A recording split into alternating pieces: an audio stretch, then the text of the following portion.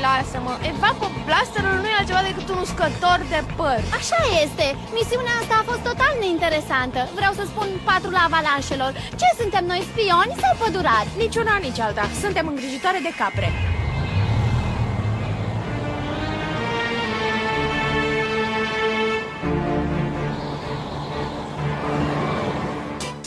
Noul Jerry.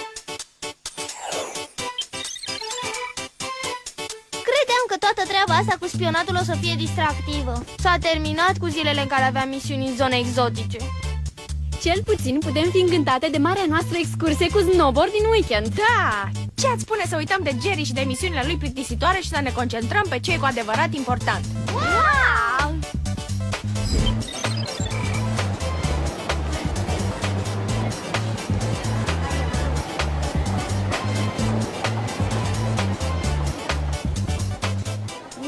Dar chiar că e minunat! Dar nu crezi că e cam strâmt pentru snowboarding?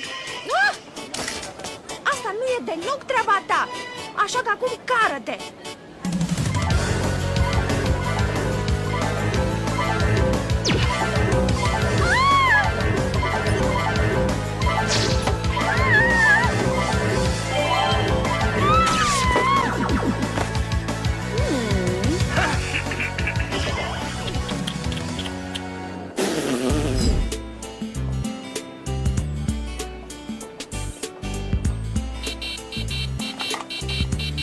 Jerry. Alex, am observat că notele voastre au scăzut, așa că am aranjat pentru voi să fiți meditate de către un agent UP în fiecare zi după școală. Nu e nevoie să mulțumiți.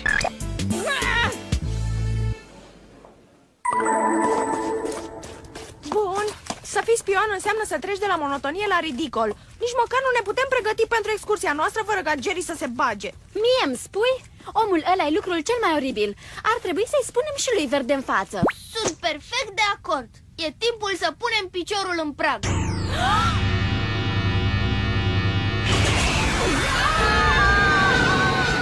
Ei, știi cum se spune? Nimic nu e ca prezent.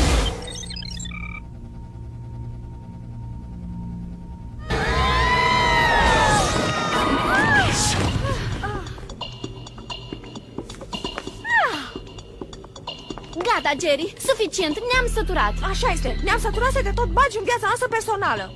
Așa e. Și nu ne mai trata ca pe niște fetițe. M-am făcut înțeleasă. Înțeleasă? Foarte clar. Bună, fetelor, sunt Max Smith, noul vostru supraveghetor UP. Tu ești noul supraveghetor? Dar ce s-a întâmplat cu Jerry? Jerry a decis ca după 35 de ani alături de UP să se ocupe de jocul lui de golf. S-a retras. E adevărat, doamnelor, chiar m-am retras. Sunt oricum convins că v-am lăsat pe mâini bune. Max a dovedit a fi un foarte bun înlocuitor. Și asta înseamnă că nu o să te mai vedem niciodată, Jerry? Îmi pare rău, nu vă pot ajuta, m-am retras.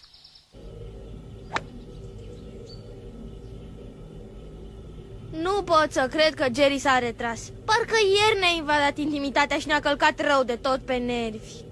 O să avem destul timp să ne cunoaștem mai târziu. Acum vreau să vă pregătiți pentru că am o misiune foarte importantă pentru voi. Perfect. Tipul ăsta o să fie ca un ghimpe în spate, exact ca și Jerry. Și primul lucru de care cred că o să aveți nevoie în misiunea asta este o carte de credit UP. Ai spus cumva o carte de credit? Așa este. UP mi-a dat 2 cărți de credit noi.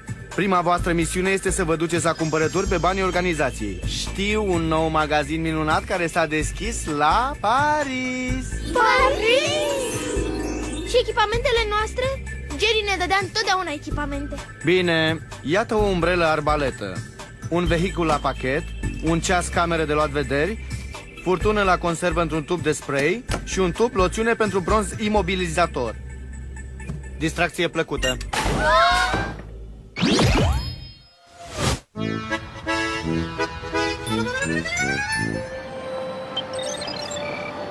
E clar, Mac e cel mai tare. Super, extra. Ai mare dreptate, fată. Și cred că mai e și inteligent. Am să-l sun pe Jerry să văd ce cadou își dorește pentru retragerea sa. Bună, Jerry, sunt Alex. Mă întrebam ce-ți dorești pentru pensionare. Îmi pare rău, nu te pot ajuta, m-am retras. Tot nepoliticos. Nu-ți face probleme. Da, retragerea lui Jerry este câștigul nostru. Poate că o să iau un cadou pentru Mac. Oricum, cu puțină generozitate poți ajunge foarte departe. Ce e asta?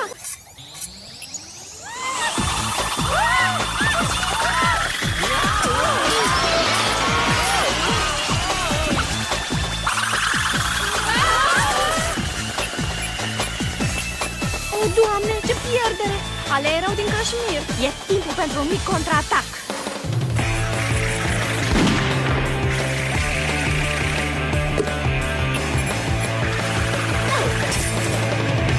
Gata, cartea asta de credit are chiar prea multă putere de cumpărare. Mai bine îmi spune lui Mac ce s-a întâmplat.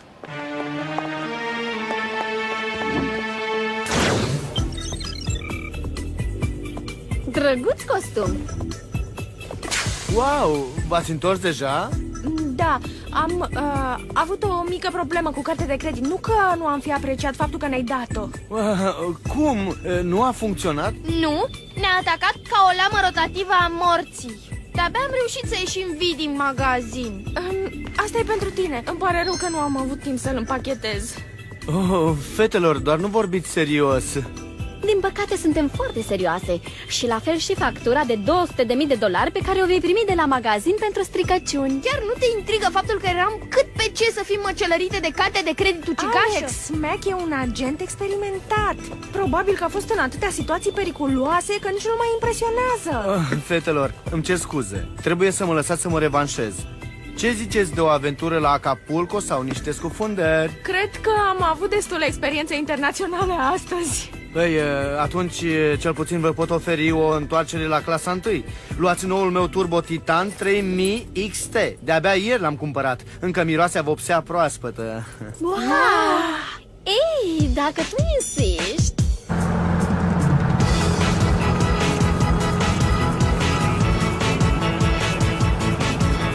Fetelor, e super!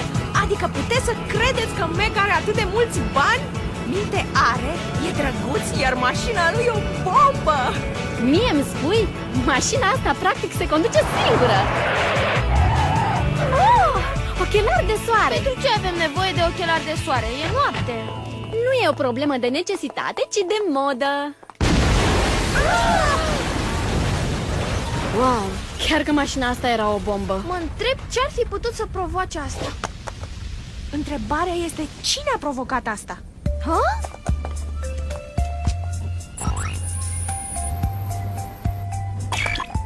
Bingo! Ce este? O amprentă! O amprentă care aparține unui criminal pe nume Scamă. Mamă, dosarul lui este mai mare decât lista de foști prieteni al lui Clover. Mă rog, aproape. Uh-oh! Ar trebui să-l anunțăm pe Mac. Adică prima dată cartea de credit, apoi asta. Cred că tipul ăsta Scamă e pe urmele lui. Ha? Nu răspunde. Atunci să mergem la UP și să-l avertizăm. Și cum propui să facem asta? Da, în cazul în care ai uitat, mașina noastră a explodat. Păi, dacă nu avem mașină, o să zburăm. Da, super! Acasă găsești mereu confortul ideal. Lasă-te inspirat în redecorarea casei tale cu cele mai...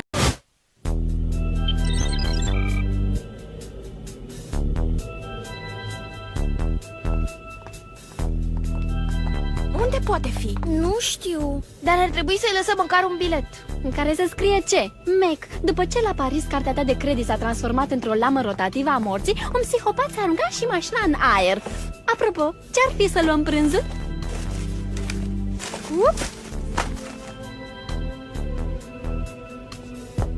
Ia priviți! O schemă a evapoblasterului și un dosar despre scamă. Ce interesant! E ciudat. De ce ar avea Mac așa ceva? Doar dacă știe că scamă ăsta e pe urmele lui. Fetelor, ia stați puțin. Ăsta e dosarul unui angajat UP. Este imposibil. Asta ar putea să însemne... Scamă a lucrat la UP. Conform dosarului, a fost tehnician în armament la UP acum 20 de ani. A fost concediat pentru că a folosit ilegal tehnologia UP. Ce ticălos! Mai bine îl sunăm pe Jerry. Sunt sigură că și-l amintește pe scamă. Oricum a lucrat aici 19 ani. Jerry, trebuie să ne ajuți. Este un Îmi pare nebun. rău, nu vă pot ajuta, m-am retras. Ce mă interesează? Adică puțin îmi pasă că s-a retras. Asta e o urgență. Stați puțin. Îmi pare rău, nu vă pot ajuta, m-am retras. Eram sigură. Asta nu e în direct, e o înregistrare. O înregistrare? Păi de ce ar face Jerry una ca asta? Nu e. Ce? Altcineva poate. Cineva ca... Scamă? Stați pe loc!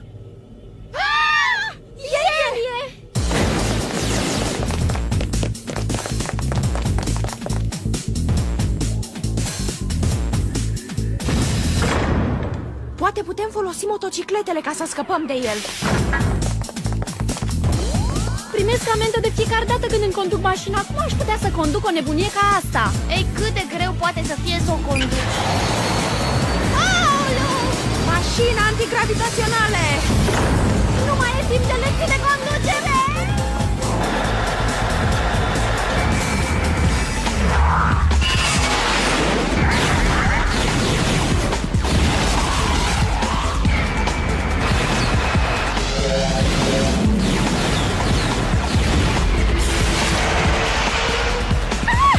Parul meu a înghețat complet!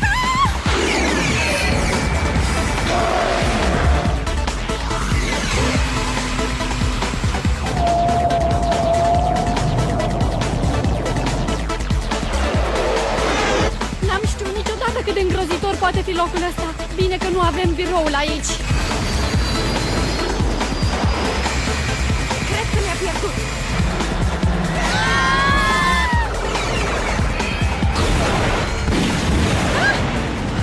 Cred că nu mai am nevoie de roata aia.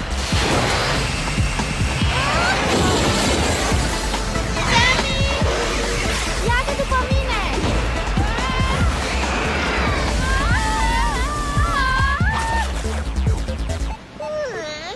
Unde suntem?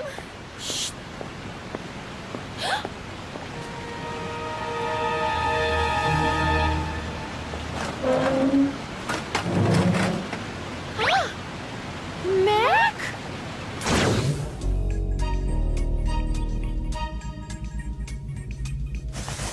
Alex? Clover? Ce ciudat! De ce ar folosi cineva evapoblaster cu un echipament de explozie teleghidat?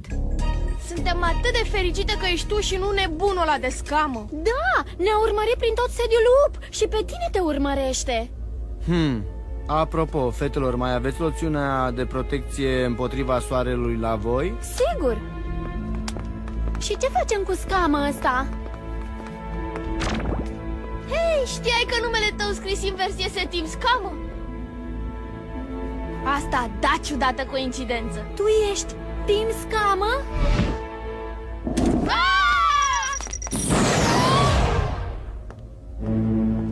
Ce bine că nu ați pățit nimic! Am fost îngrijorată că v-a prins scamă.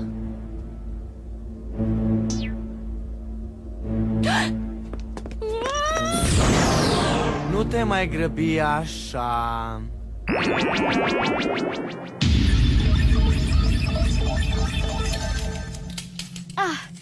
Sună la urgență. Am nevoie de un masaj total chiar acum. Cere 2 masaje. Hei, unde-i ticălosul ăla de Max Smith sau Tim Scamă sau cum l-o mai fi chemând? Lăsați-l păticălos!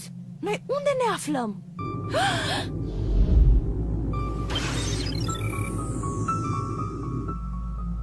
Fetelor, relaxați-vă și bucurați-vă de călătorie. De ce ne-ai adus aici, mincinosule? Și ce ai de gând cu aia?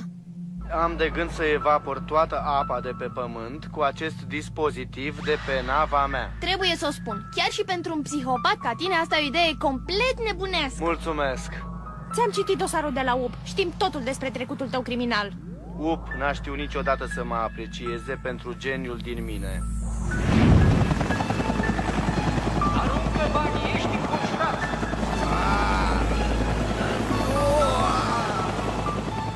Nu-mi vine să cred că mi-ai părut atât de simpatic. Păreai atât de inteligent, dar acum mi-am dat seama că nu ești decât un alt terorist imatur. Am terminat-o cu tine, să știi. Da, iar tu poți uita de plănulețele tale nebunești pentru că va trebui să ne înfrunți pe noi. Bine, problema s-a terminat. Oh, și când veți ajunge acolo, spuneți-i lui Jerry că-l salut.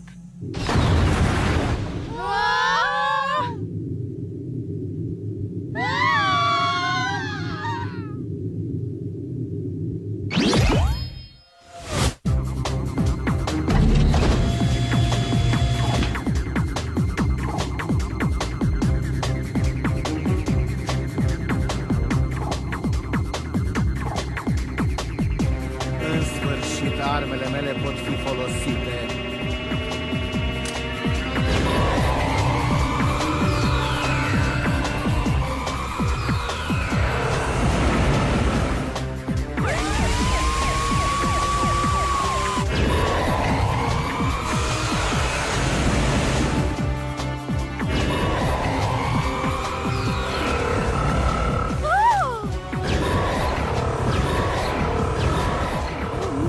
Deja a pornit. Trebuie să-l oprim. Ce credeți că a vrut să spună prin spuneți lui Jerry că-l salut?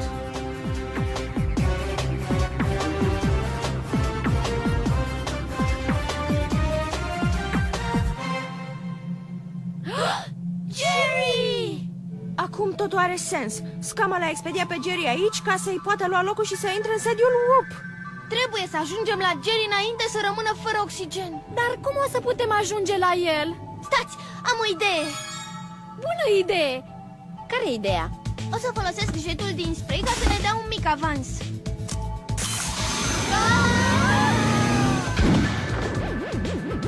Ups, cred că am întors spre în altă parte.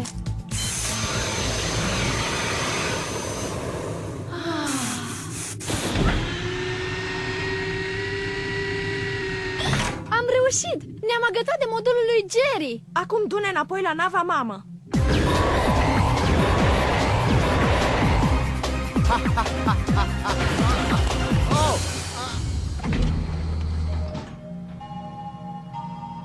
Ce bine că nu există gravitație aici, altfel Jerry n-ar fi avut noroc.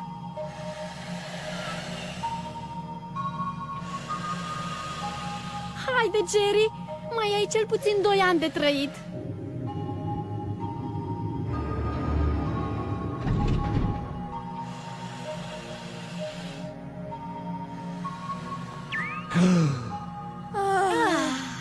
Jerry o să-și revină. Haideți, fetelor.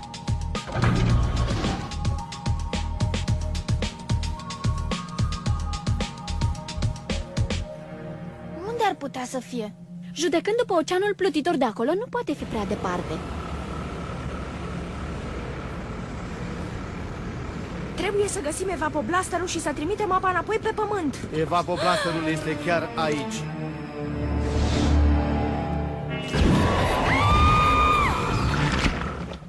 Aoleu! Tocmai azi mi-am uitat crema de față! Hei! Ce-i asta?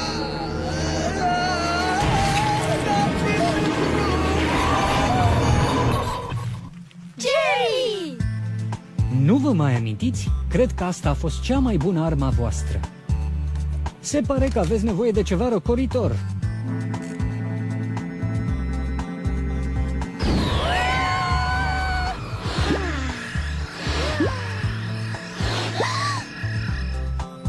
Jerry, îți mulțumim că ne-ai salvat. Da! Scuze că ți-am zis capră bătrână și plictisitoare. Mi-ai zis cum? Nu e timp de explicații. Trebuie să ducem apa asta înapoi pe pământ. Scoteți-mă de aici!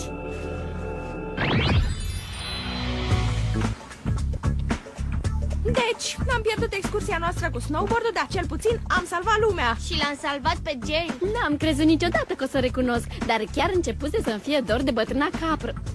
Adică de tipul matur. Bună dimineața, doamnelor! Vreau să vă mulțumesc oficial pentru că mi-ați salvat viața. Hai că nu e cazul. Oricum ne-ai salvat viața și tu. Chiar și așa. Am vrut să vă prezint aprecierile mele și astfel vă trimit la schi într-o excursie surpriză la St. Moritz. Wow!